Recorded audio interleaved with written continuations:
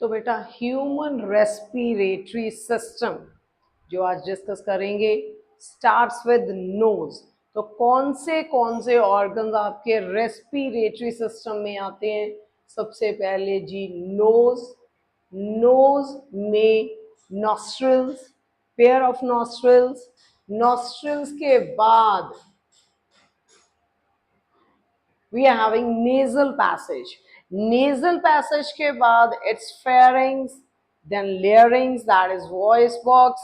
After that we have trachea. Trachea further bifurcates into bronchi, bronchi into bronchioles, and finally we have alveolar sac, अंगूरों के गुच्छे जैसे कुछ structure which helps to increase the surface area of the lungs for maximum exchange of gases. सबसे पहले nose, nose में nostrils and nasal passage में we are having a layer of fine hairs and mucus which helps the purification of the air which we breathe in, ताकि साफ हवा अंदर enter हो, कोई डस्ट पार्टिकल, कोई बैक्टीरिया हमारे लंग्स तक ना पहुंचे, इस चीज का ध्यान रखते हैं। Fine air hairs which are present inside the nasal passage. दूसरी चीज, this part also regulates the temperature of the air which we breathe in, ताकि एक सही टेम्परेचर की हवा ही हमारे लंग्स के अंदर एंटर हो। उसके बाद बेटा pharynx, pharynx is a connection between throat and mouth. उसके बाद आ जाता है this part is what, voice box, that is larynx. Larynx के नीचे एक important part that is trachea, also said as wind pipe. यहां से 101% expected question for the exam. Wind pipe में अगर हवा नहीं भी होगी तब भी ये कोलैप्स नहीं करता, क्योंकि ये कार्टिलेज का बना होता है, पहली चीज। ठीक है बेटा।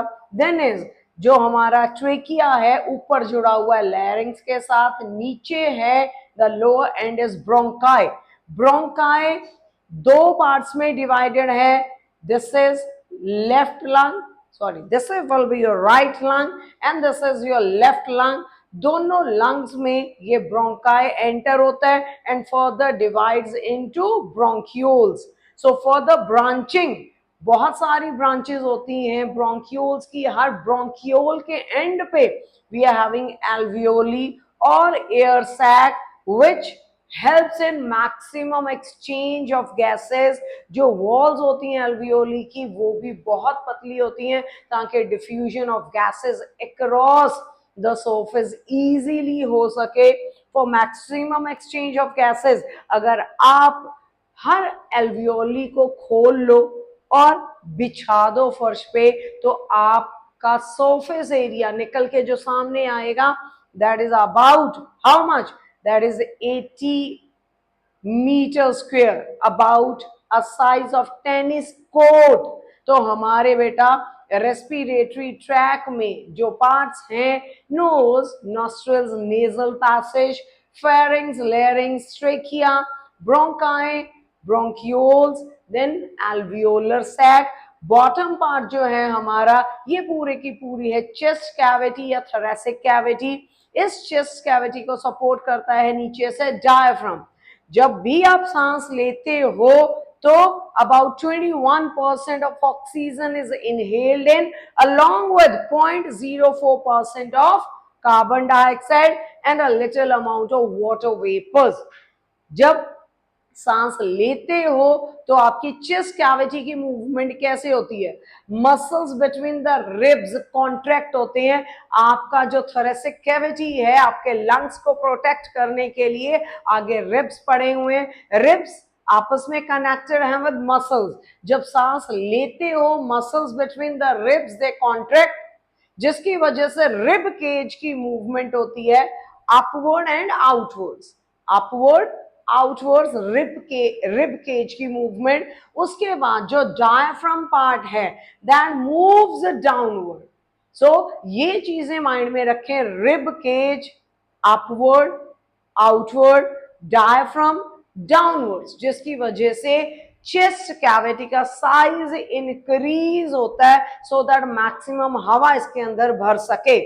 And vice versa happens when you breathe out, जब आप एक्सहेल करते हो, सांस बाहर छोड़ते हो, उस टाइम कितने परसेंट कौन सी गैस आपकी बॉडी से बाहर निकलती है? Oxygen 16.4%, carbon dioxide 4.4%। Yes, exhale करते हो तब भी ऑक्सीजन बाहर निकलता है। इनहेल के टाइम ऑक्सीजन अंदर लेते हो 21%, एक्सहेल टाइम ऑक्सीजन एक्सहेल भी होता है, that is 16.4%, carbon dioxide increased from 0.04 to 4.4%, water vapors a lot। ठीक है, तो ये एक्सहेल के टाइम पे है, ये इनहेल के टाइम पे है। हमारा चेस्ट कैविटी का मूवमेंट कैसा रहेगा जब हम ब्रीद आउट करेंगे? इसका बिल्कुल वाइस वर्सा होगा। मसल्स रिब केज के यहाँ पे कॉन्ट्रैक्ट हो रहे हैं, वहां पे रिलैक्स हो जाएंगे, जिसकी वजह से रिब केज यहाँ पे अपवर्ड आउटवर्ड है। ड्यूरिंग एक्सेलेशन यहाँ पे क्या होगा? अपवर्ड की जगह पे डाउनवर्ड, आउटवर्ड की जगह पे इनवर्ड्स। यहाँ पे आ जाएंगे डायफ्राम डाउनवर्ड मूव कर रहा था, सांस अंदर लेते हो जब जब छोड़ोगे तो इट विल मूव अपवर्ड, जिसकी वजह से चेस्ट कैविटी का साइज डिक्रीज हो जाता है। ठीक है, तो ये सारी की सारी चीजें बेटा माइंड में रख के धीरे धीरे पढ़ते जाएं। आज था रेस्पिरेटरी सिस्टम, अगला सिस्टम सून